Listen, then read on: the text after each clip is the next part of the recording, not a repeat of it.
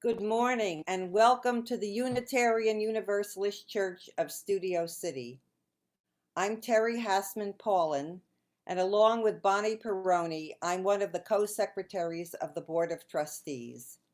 I use the pronouns she, her, and hers. I welcome you to this worship service if this is your first time visiting, if you've been stopping by for a while, or if you're a longtime member or friend of the church. All people of goodwill are welcome here.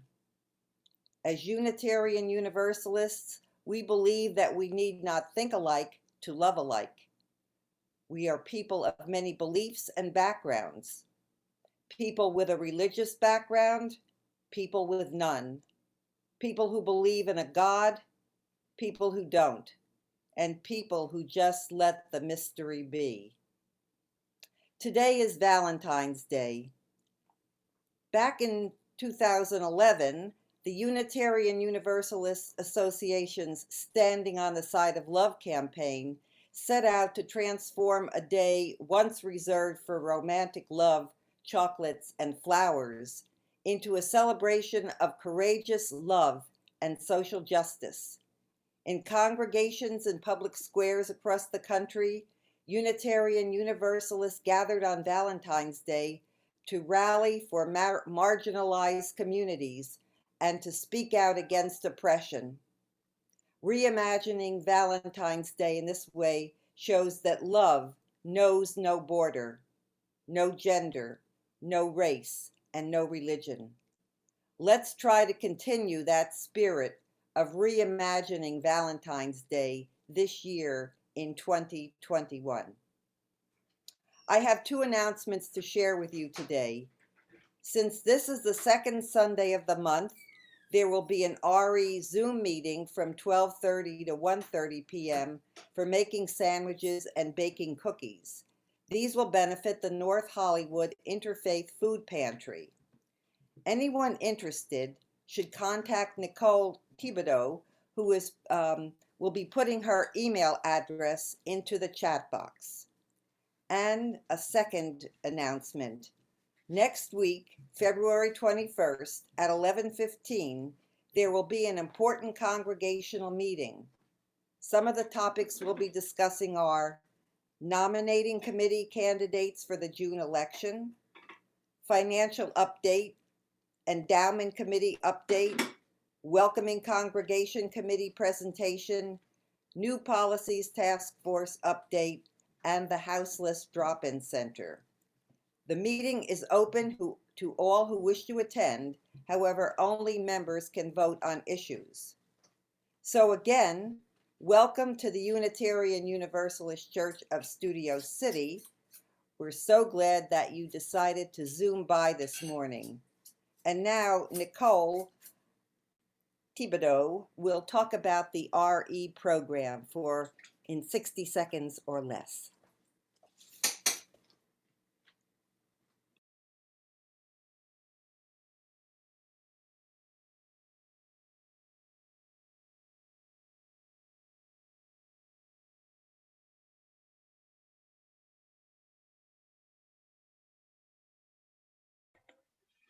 Thank you. Hey, good morning. My name is Nicole and I use she, her pronouns. I am the Youth Religious Exploration Program Committee Chairperson. Our program has had an exciting start in 2021, learning about the 8th UU principle, building our anti-racist libraries under the tutelage of Antoinette Scully, and continuing our support of the Interfaith Food Pantry with our donation of 100 sandwiches every month. We're planning a craft project that centers all our UU principles and also a pen pal project that will include the adult population of the church. The pandemic has forced us all to remain open and flexible, and while many of our families have stepped up to become more involved, we cannot build or maintain a robust program within a youth RE bubble. So we open our doors to all of you and ask you to reach out and join us on our journey. I will put my contact information in the chat, and you can contact me also regarding our second Sunday sandwiches. Thank you.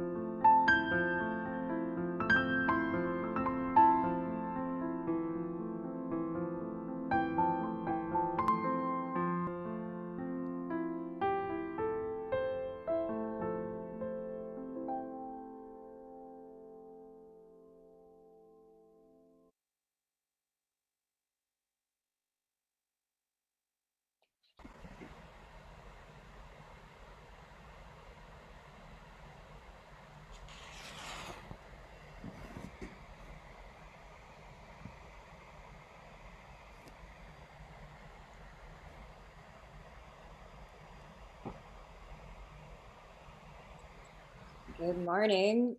Our call to worship this morning is by Albert Schweitzer, who says, "At times, our own light goes out and is rekindled by a spark from another person.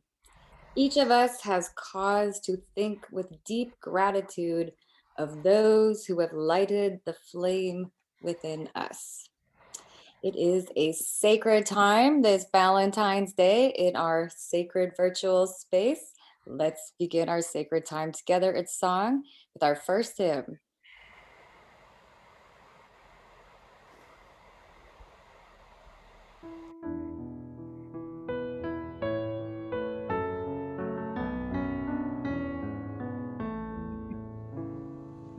Come sing a song with me. Come sing a song with me. Come sing a song with me that I might know your mind. And I'll bring you hope when hope is hard to find. And I'll bring a song of love and a rose in the winter time. Come dream a dream with me. Come dream a dream with me. Come dream a dream with me that I might know your mind. And I'll bring you hope when hope is hard to find. And I'll bring a song of love and a rose in the winter time. Come walk in rain with me. Come walk in rain with me. Come walk in rain with me that I might know your mind. And I'll bring you hope when hope is hard to find. And I'll bring a song of love and a rose in the winter time. Come share a rose with me. Come share a rose with me. Come share a rose with me that I might know your mind. And I'll bring you hope when hope is hard to find. And I'll bring a song of love and a rose in the winter time.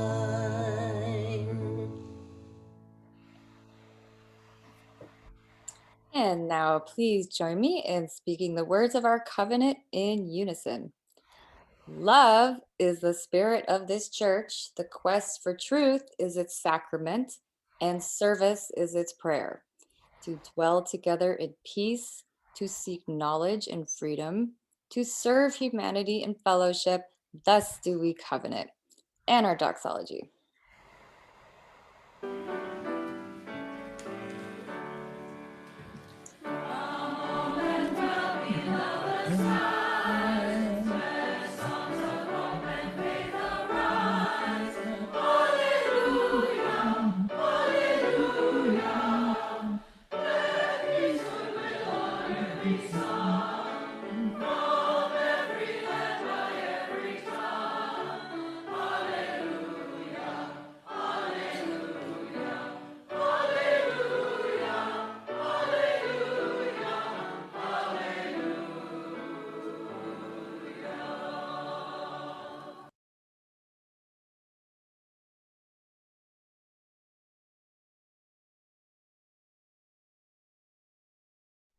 Children of all ages, good morning. It's time for all ages, and that means we've got another big topic for little ears. And if we want to seek knowledge and freedom, it's really good first for us to fellowship with humanity. So reach over and give the nearest adult who lets you a great big hug. Can I have a hug? Sure. Yeah, come here. Okay, let's start. Hey, happy Black History and Black Future Month. Today is one of the most contentious American holidays. Today's Valentine's Day, so I hope that you already knew that. Now, me, I'm always looking for another reason to celebrate, and I think Valentine's Day should be just another such excuse to express love to the people in our lives. I'm sure many others agree in theory, but unfortunately, this holiday can come with a lot of expectations to live up to. Now, everybody I've talked to has some type of trauma related to Valentine's Day, and it's changed over time. Older folks have got stories about not getting a Valentine from somebody that they wanted to, or people that didn't get any at all when they gave one to everybody. And I bet that makes people feel really small. By the time I was in elementary school, we had to give a Valentine to everybody. But we also learned that everyone matters and we all have worth and dignity. So I'm glad that I was raised with that kind of lesson. Now, plenty of folks I'm sure have felt snubbed before. I know I've heard it called Singles Awareness Day, and it feels like everyone's got plans with a romantic partner except for you. But what's wrong with being single, or for showing love for people that you're not in a romantic relationship with? Now, love is bigger than gifts and gestures, but often enough, it's felt much worse by those who are part of a couple. When I talk to some straight cis men in my life, I've heard it called every man's least favorite day, or even a woman's holiday. So from buying the right gift, or any gift at all, to how should you sign the card, right? You put love, hugs, yours. It's the cause of some real anxiety among plenty of men that I've talked to. I mean, is she going to be upset if I make a gesture that's too expensive? I mean, personally, my dad knows not to get flowers for my mother. These annual expectations placed on heterosexual men are pretty weak compared to the minefield navigated by folks outside the social majority. And as such, they found ways to approach this holiday very differently than many of us.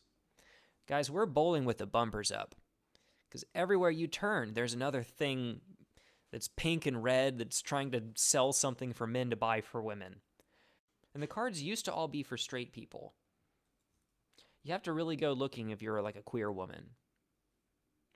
I've heard someone mention how it used to be so difficult to find a card for a woman that was not explicitly meant to come from a man.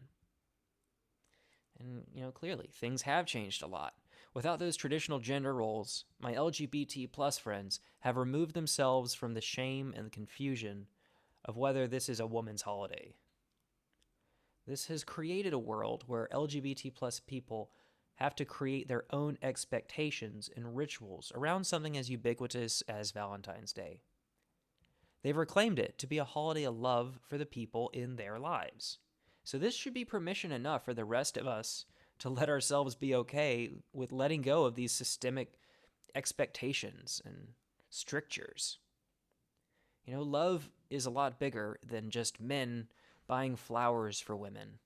So I wish you a joyous and fruitful Lupercalia and a happy Valentine's Day to all of us in all different ways with whomever is your Valentine, whether that's your partner, your spouse, a kid, your friend, or your buddy. Let's all choose to celebrate love wherever we find it. Amen.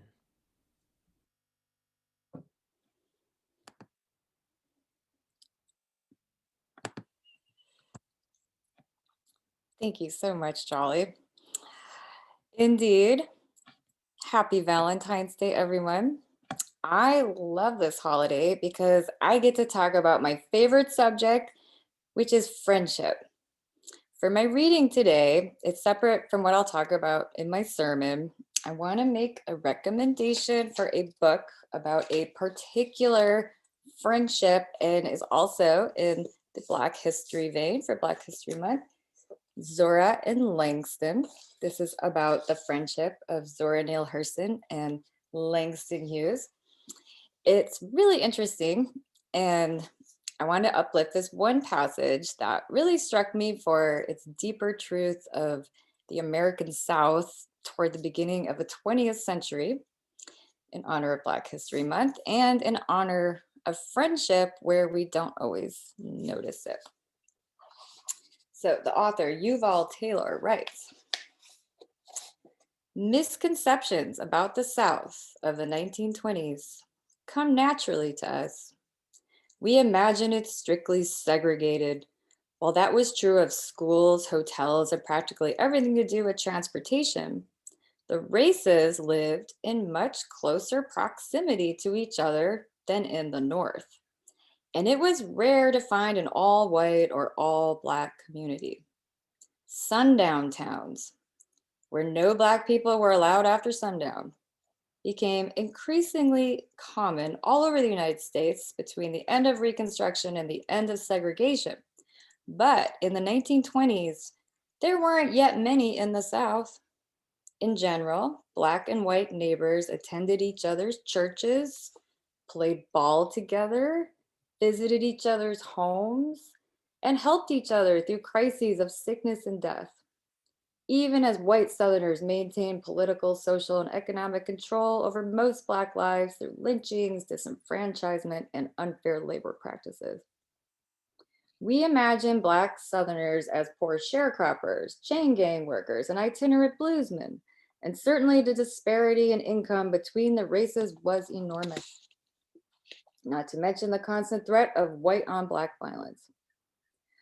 But the majority of Black Southerners, who comprise some 80% of the nation's African American population, were not prisoners, fugitives, or roustabouts. They were church-going, upstanding citizens, as interested in their children's education and the possibilities of economic advancement as any white person might be. In the 1930s, Zora would play a major role in canonizing Black Southern folklore, and the picture she painted of rural Southern life would be reinforced by Hollywood's image of Southern Negroes in rags, the rural focus of the Federal Works Progress Administration in the 1940s, the search for forgotten bluesmen in the 1950s, and the murders of civil rights workers in the 1960s. As a result of his focus on the rural and the downtrodden, we sometimes forget about the myriad Black educators, businessmen, theater goers, ministers, jazz musicians, doctors, dentists, carpenters, and skilled workers that filled Southern cities and towns. That ends our reading from this wonderful book. And now at the center of our service and the center of our lives, let us take time to bear witness to what's in the center of our hearts. It's time for our weekly ritual of bearing witness to our joys and sorrows, memories or hopes. We all have them, certainly on Valentine's Day. So I invite you to light a candle at this time or type your memory, joy, or hope into the chat. And Babu Shankar will be reading today.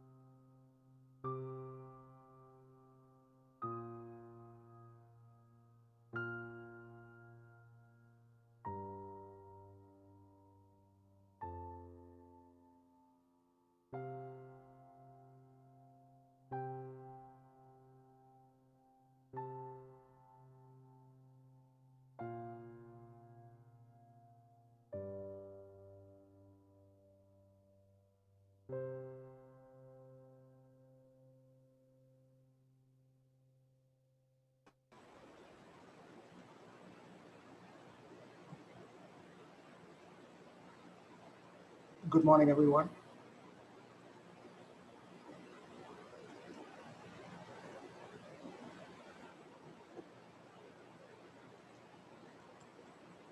When a sorrow is shared, it's lessened. And when a joy is shared, it's multiplied. In that spirit,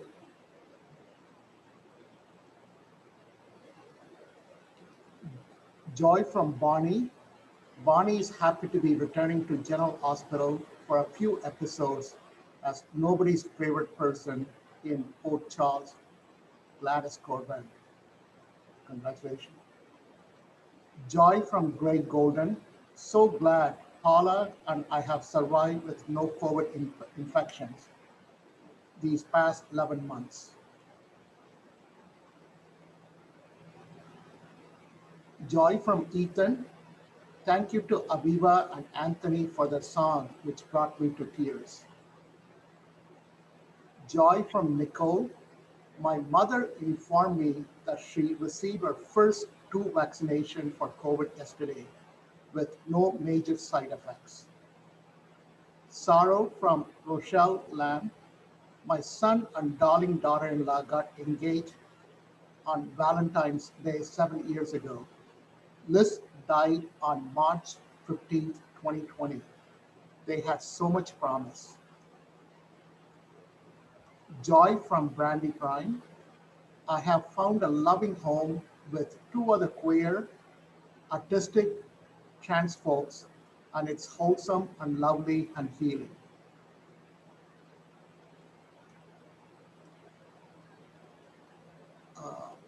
JS from Antenna. I think it's Joyce and Sarah both. Jolly was battered by a white supremacist on Wednesday, but through pacifism and peace, you will have his day in court and hopefully keep the community safer. Sorrow from Diane Rowland. Sorrow that only 7 Republicans voted to convict Trump. His supporters will be encouraged to continue the crazy and dangerous activities. Joy that at least 7 Republicans at a spine. Mitch voted to acquit and then preached that Trump was guilty. What a surprise, we will not forget. From Austin, Joy from Austin, made my own science community. From Heather to everyone, congrats Gladys, I'm sorry, Gladys. From Pam, a sorrow, Trump not guilty a second impeachment. Joy more opening their eyes. Joy also from Pam, glad to be sharing Love Day with all of you. We end by honoring all the joys and sorrows kept in the silent sanctuary of our hearts. May we all be warmed in the embrace of our community. Thank you, Babu. I invite us all to join me in a spirit of prayer. Our prayer today is by Eusebius, a very early historian of Christianity. And then we will sing our responsive hymn after a period of silence. Eusebius said,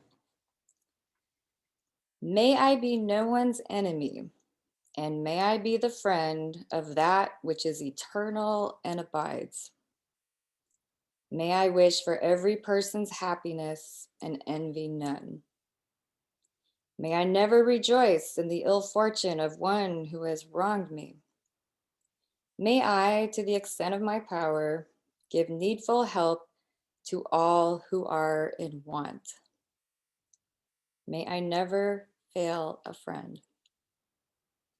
May I respect myself.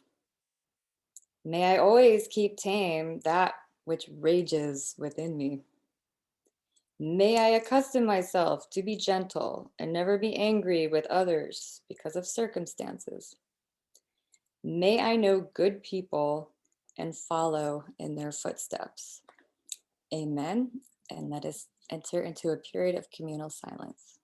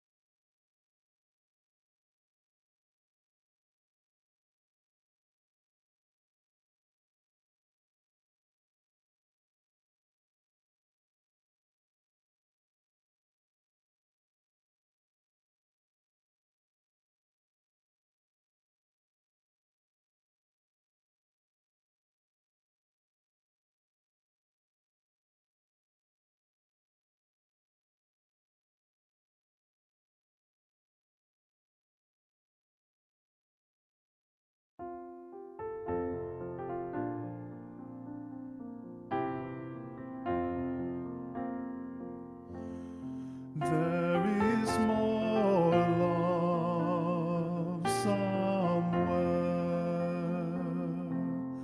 There is more love somewhere. I'm gonna keep on till I find it. There is more love somewhere. There is more peace somewhere. There is more peace somewhere.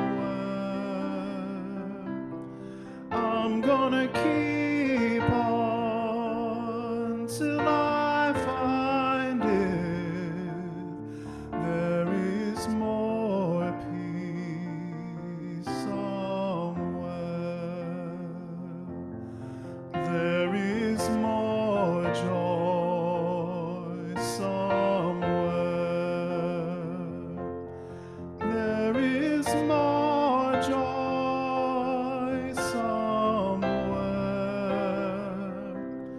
I'm gonna keep on till I find it. There is more joy somewhere. There is more love right here. There is more love right here. I'm gonna keep on till I find it. There is more love right here.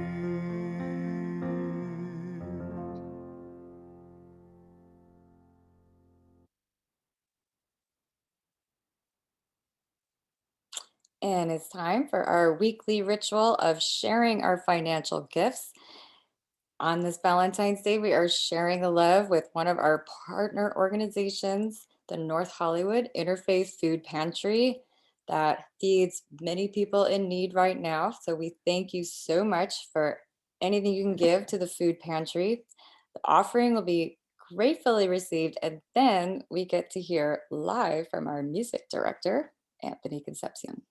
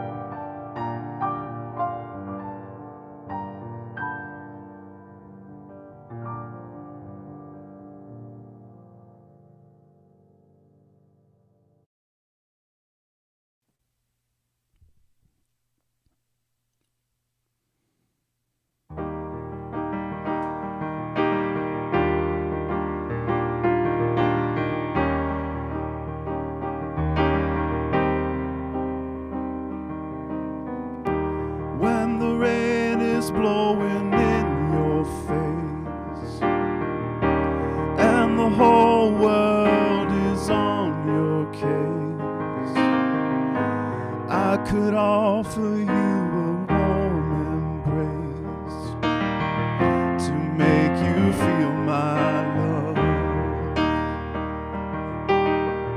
When evening shadows and the stars appear and there's no one there to dry your tears. I could hold you for 1,000,000 years to make you feel my love. I know you haven't made your mind up yet, but I would never do you wrong. I've known it from the moment that we met. No doubt in my mind where you belong. I'd go hungry, I'd go black and blue. I'd go crawling down the avenue. No, there's nothing that I wouldn't do to make you feel my love.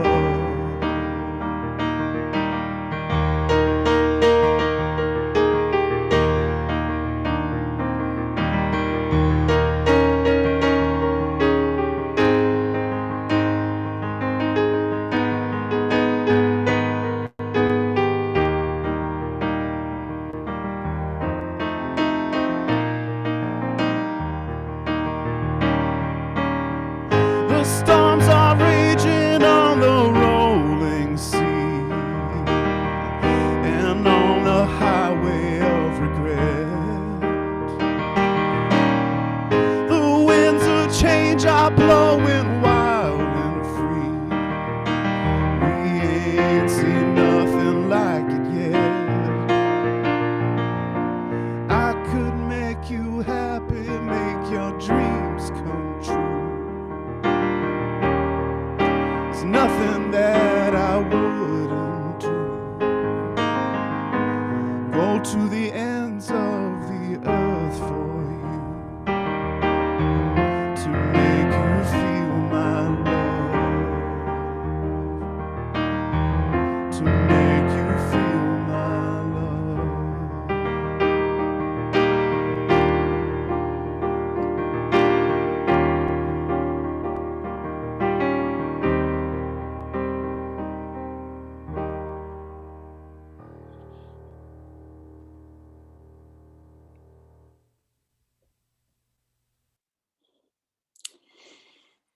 Thank you, Anthony, for that beautiful selection, To Make You Feel My Love by Bob Dylan.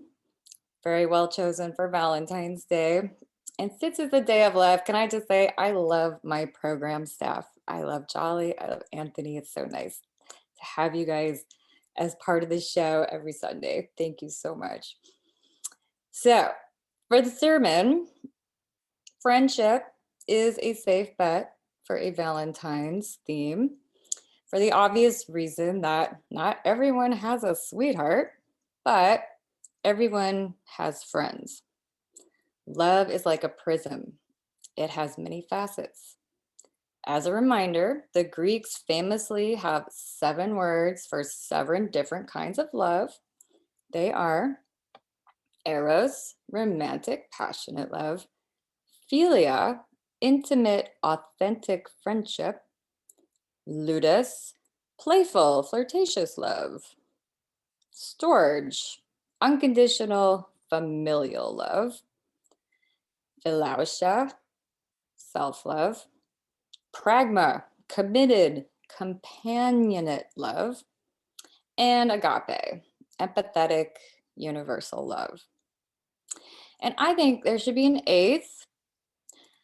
They should come up with another Greek word for what I think of as the deeply affectionate love that humans and animals have for each other too.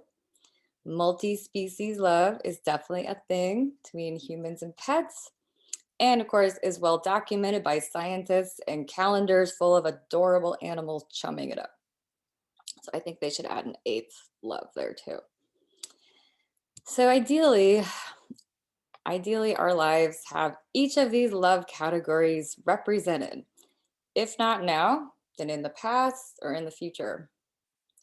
Philia, the friendship one, is not particularly well represented in sacred scriptures, except notably for the book of Ruth But even that was familial when a mother-in-law and a daughter-in-law, both widowed, confirmed their pragma, their committed companionate love to one another. Jesus, except for maybe Mary Magdalene, didn't seem to have friends. For apostles are not friends, they are followers, or perhaps colleagues at best. The love of friendship, in my sense, is better represented in literature. But even here, you have to think hard about the books that are really just about friendship. Of Mice and Men comes to mind by John Steinbeck, but my favorite is The Outsiders by S.E. Hinton. S.E. Hinton was a female author who wrote masterfully about young male friendship. How did she do that? Because the love of friendship transcends gender.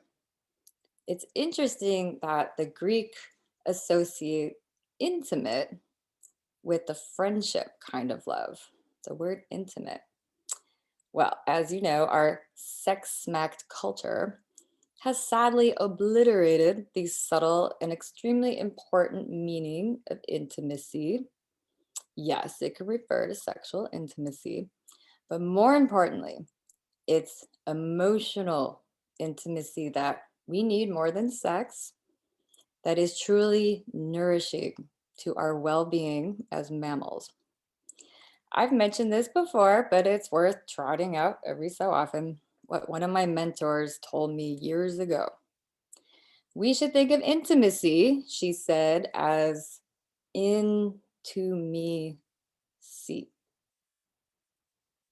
We all need this intimacy. And this is the heart of my message today for you. The question I encourage you to ask yourself: who sees you?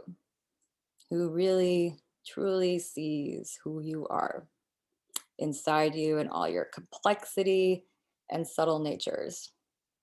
Who sees you so well they have compassion for you when you are at your worst?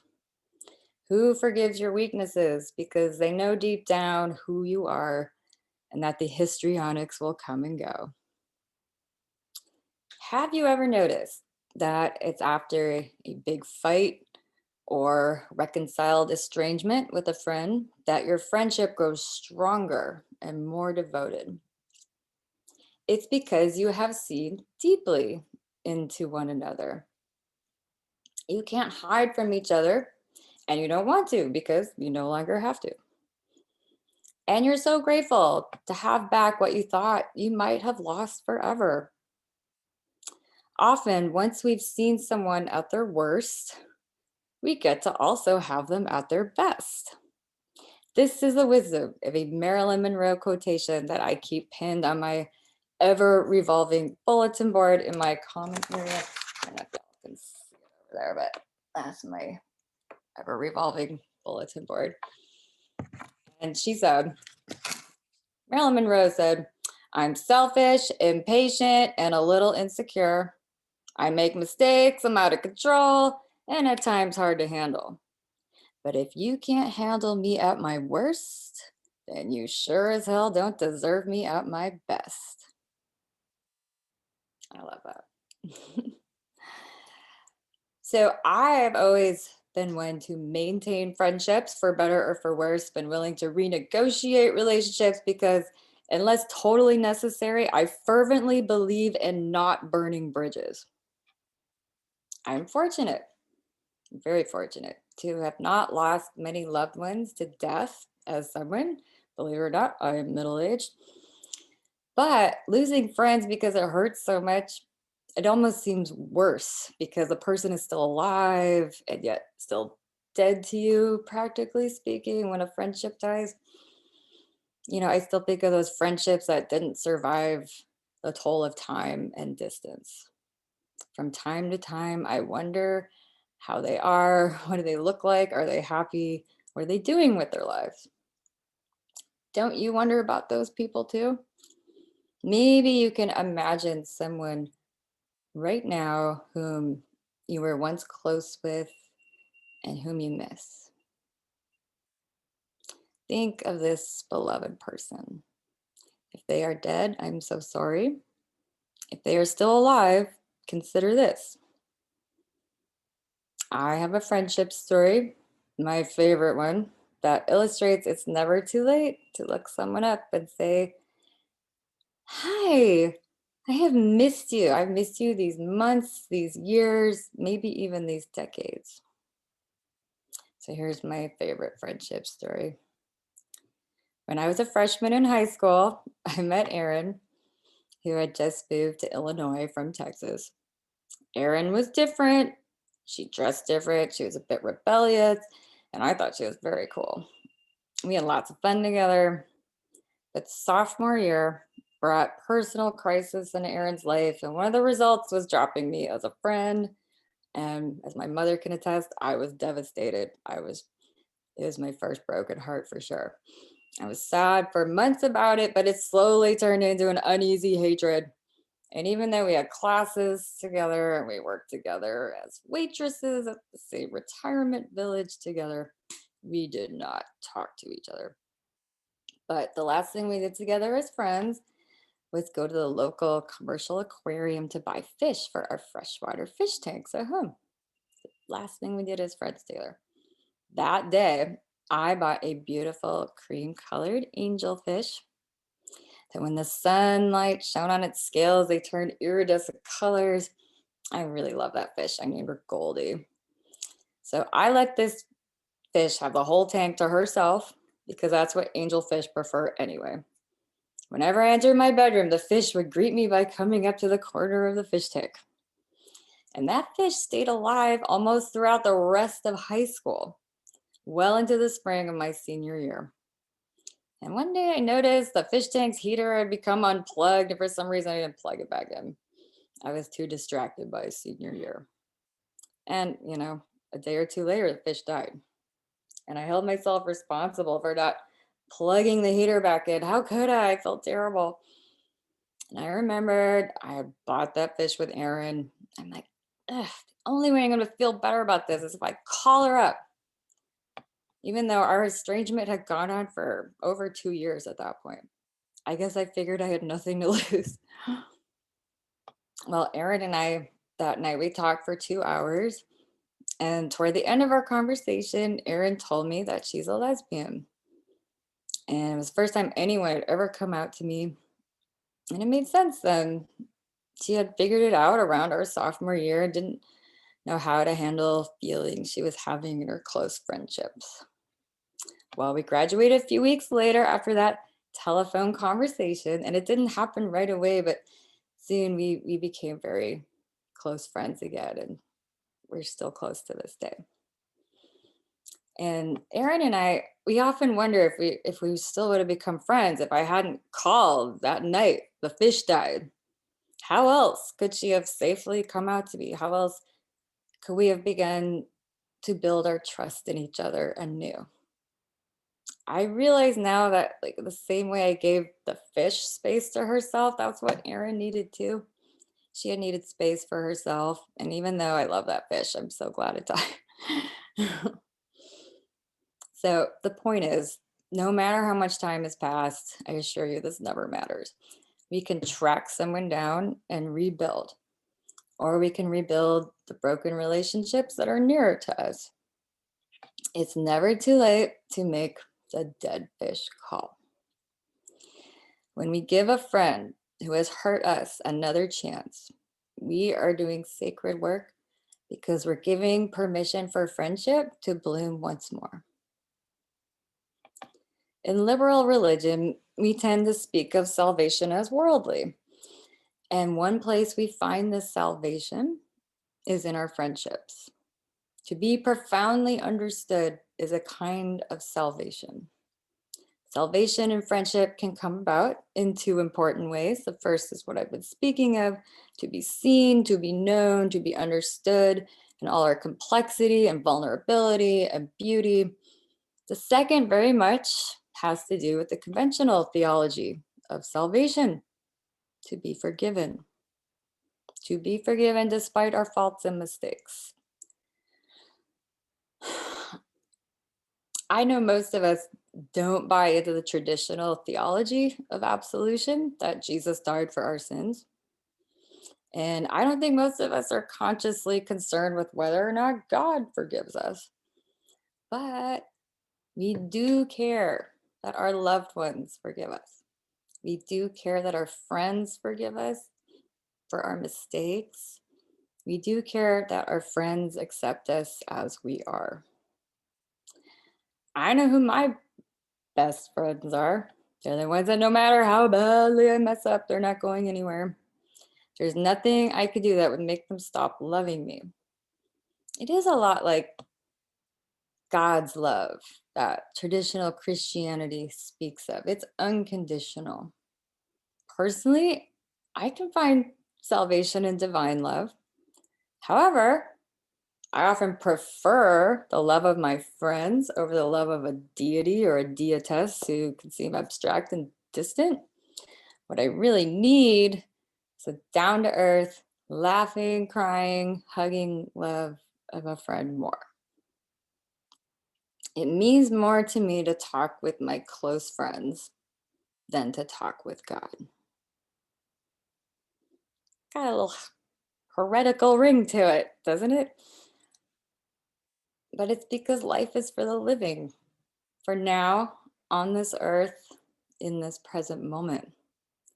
It's the people we can touch with our hands, hear with our ears, see with our eyes that matter the most to us. If there's anything we've learned from this pandemic, it's how precious living, intimate friendship is. It is in and among the living where I seek unconditional love. It is within human relationship where true salvation comes to pass in this life. So, I'll admit it, Valentine's Day is a little tough for me because I'm single. It's true. It's also true that I've gained much in terms of breadth and depth of friendships that I wouldn't have forged otherwise. In my local community in Altadena and in my posse of friends, we look out for one another. We check in on each other. I also have more time to call friends who are far away, old friends who I've known far more of my life than not. They are the gold ones, and my newer friends are the silver ones. One is silver and the other's gold. I became a minister so that I could facilitate the creation of community, the creation of friendships. I like to think of myself as your verbaceous camp counselor, trying to make sure you have the best summer ever and make lots of new friends. I miss us all being physically together terribly.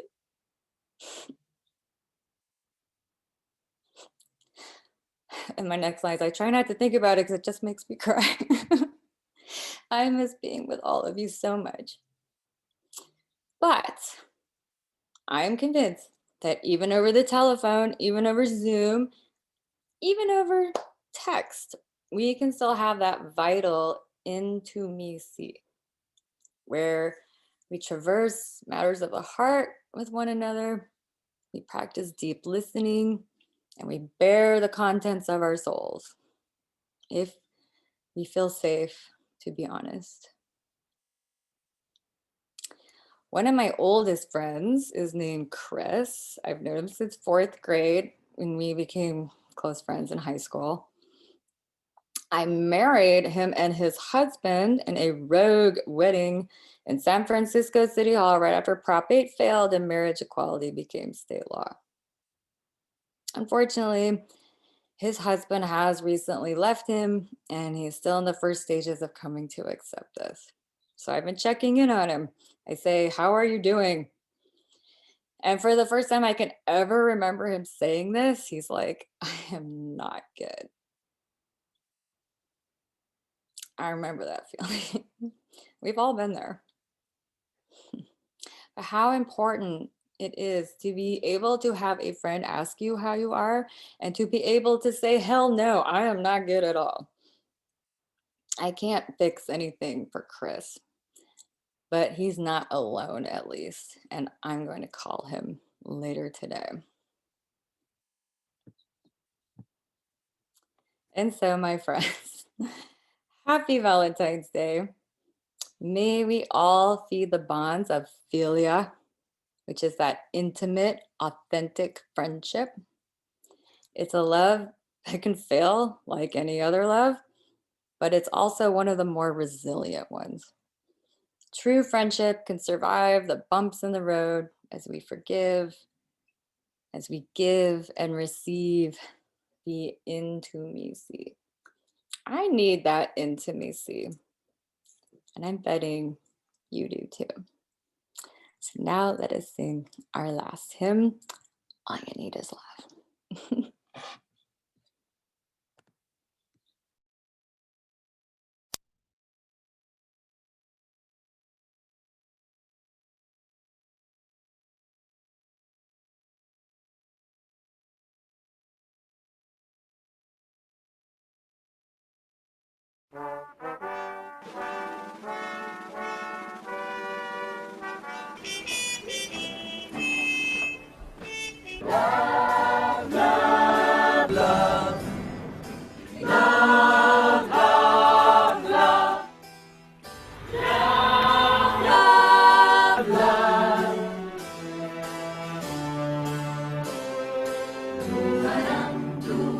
There's nothing you can do that can be done. Nothing you can sing that can be sung. There's nothing you can say, but you can learn how to play the game. It's easy. There's nothing you can make that can be made. No one can save the God save. Nothing you can do, but you can learn how to bring you in time. It's easy. All you need is love. All you need is love. All you need is love. Love is all you need.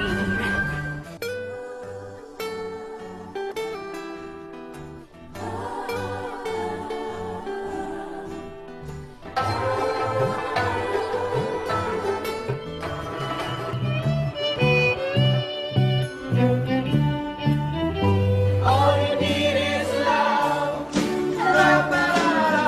All you need is love.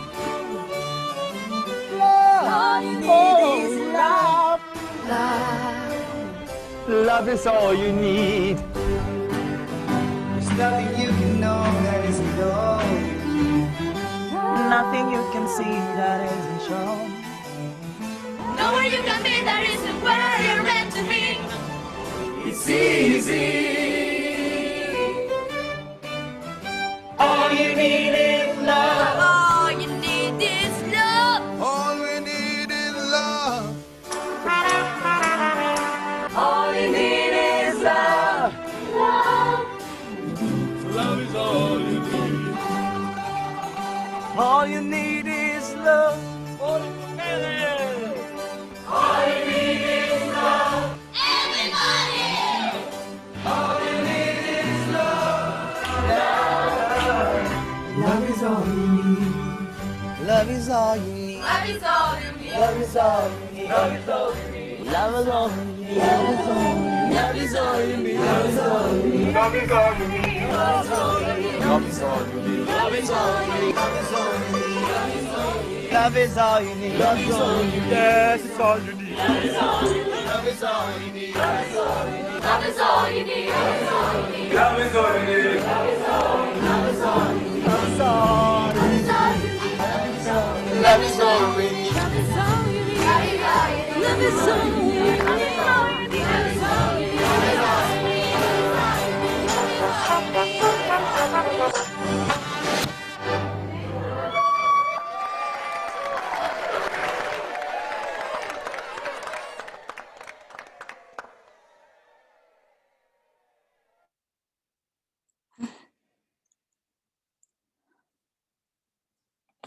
She loves you, yeah, yeah, yeah. Okay, I had to do that. And a final benediction concludes our service. For those who seek God, may your God go with you. For those who embrace life, may life return your affection. And for those who seek a better path, may you find that path and the courage to take it, step by step by step. Amen.